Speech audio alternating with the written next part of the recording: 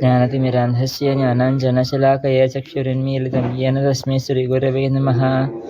नित्यानन्दोऽवधूतेन्दु वसुधा प्राणवल्लभा जानवी जीवितः पदी कृष्णप्रेमप्रदा प्रभो पद्मावती सुधा श्रीमन् शशीनन्दनपूर्वजा भावोन्मत्तो जगत्राधारक्तगौरकलैवर आनन्दलीलामयविग्रहाय हेमाङ्गदिव्यच्छविसुन्दराय तस्मै महाप्रेमरसप्रदाय चैतन्यचन्द्राय नमो नमस्ते.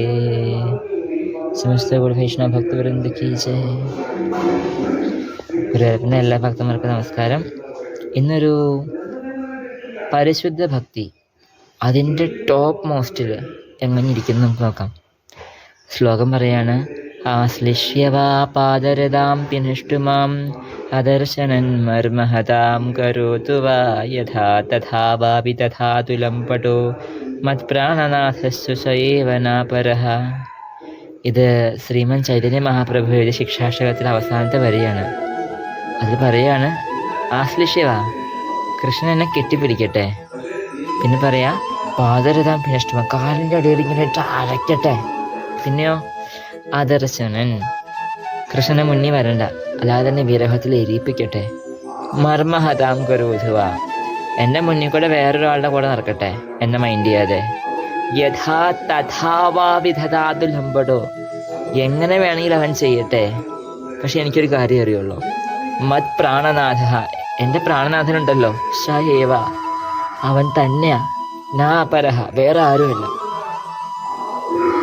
ഇതാണ് പരിശുദ്ധ ഭക്തിയുടെ ഏറ്റവും ടോപ്പ് മോസ്റ്റ് ഭാവം.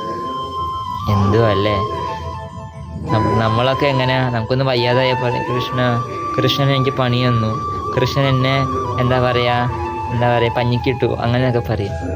പക്ഷെ ഭക്തി എന്നുള്ള ഒന്നുമല്ല, ഒത്തിരി നമുക്ക് മുന്നേറാനുണ്ട്.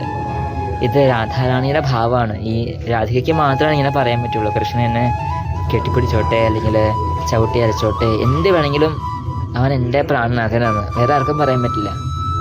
ചൈതന്യ മഹാപ്രഭു എന്നുള്ളത് കൃഷ്ണൻ്റെ രാധാറാണിയും കൂടി ചേർന്നുള്ള അവതാരം കൂടിയാണ്. അപ്പം അതുകൊണ്ട് അദ്ദേഹം അത് പറഞ്ഞു. നമുക്ക് എല്ലാവർക്കും ശ്രീമതി രാധാറാണിയുടെ ചരണങ്ങളിൽ പ്രാർത്ഥിക്കാം. അതുപോലെ എല്ലാ ഗോപന്മാരുടെയും അഞ്ജലിമാരുടെയും എല്ലാവരുടെയും കൃഷ്ണൻ്റെ ഹൃദയത്തിൻ്റെ അകത്തുള്ള എല്ലാ ഭക്തന്മാരുടെ ചരണങ്ങളിൽ നമുക്ക് പ്രാർത്ഥിക്കാം. എപ്പോഴെങ്കിലും നമ്മളും ആ ലെവലിലേക്ക് എത്താൻ പറ്റുമായിരുന്നെങ്കിലേ നമുക്കും കൃഷ്ണനെ പറയാൻ പറ്റും: കൃഷ്ണ, ഈ തിണ്ടി എപ്പോഴാണ് നിൻ്റെ ഭക്തനായി തീരുക, അല്ലേ? ആ ലെവലിലേക്ക് എത്താൻ പറ്റുമായിരുന്നെങ്കിൽ നമുക്കും പ്രാർത്ഥിക്കാം. ഹരേ കൃഷ്ണ.